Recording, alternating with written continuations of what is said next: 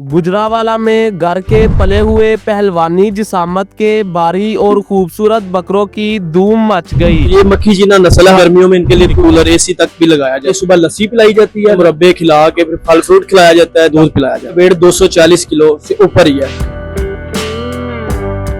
ये बकरे जो है आपने कब से जो है पाल रखे हैं?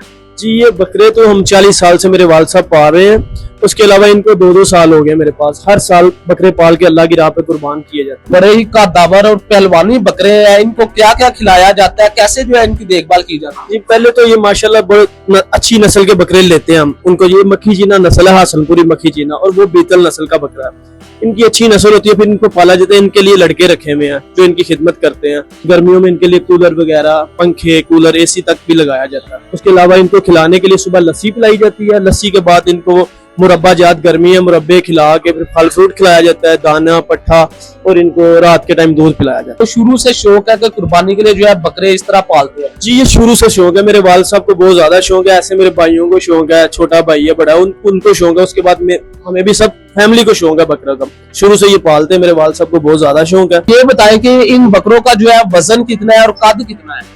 जी इस बकरे का हाइट जो सी है 5 फुट 5.5 फुट इसकी हाइट है, और इसकी लंबाई जो सी है 6 फुट की तरह है, और इसका वेट 240 किलो से ऊपर ही है।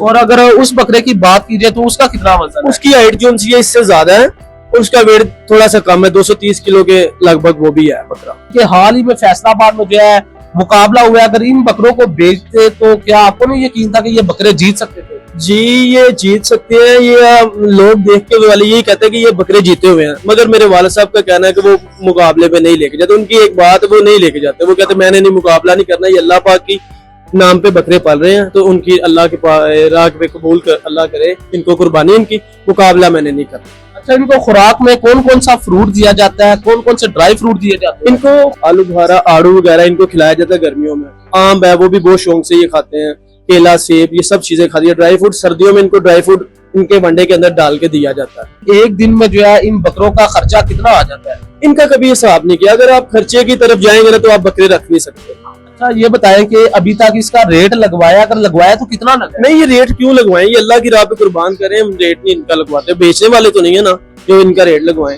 लोग काफी आते हैं, वो कहते हैं मगर ये अल्लाह की राह पे आज पहली दफा नहीं, हम 40 साल से मेरे वालिद साहब ये पाल रहे हैं, और इनको अल्लाह की राह पे कुर्बान करते हैं। अल्लाह पाक इनको कबूल करे। ये दूसरा वो कुत्ते वगैरह रखने से ये शौक पाक शौक है, अल्लाह की राह पे कुर्बान करे, और अल्लाह पाक बरकत डालते हैं इन शौक को। जो भी करता है ना अल्लाह पाक बरकत डालता है उसके कारोबार में।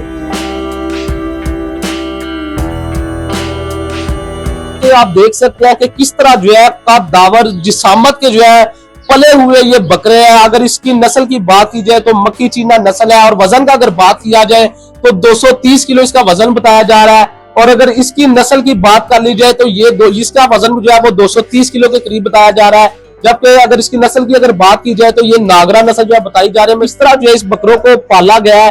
कौन से नाज नखरे जो इनके उठाए जाते हैं? इनको बहुत नाजो नखरों से पाला गया माशा। इनको 2.5 साल हो गए माशाल्लाह। हम पाने छोटा सा बच्चा था, हम लेकर आए और हमने इनको अपने बहुत ही प्यार से पाला है।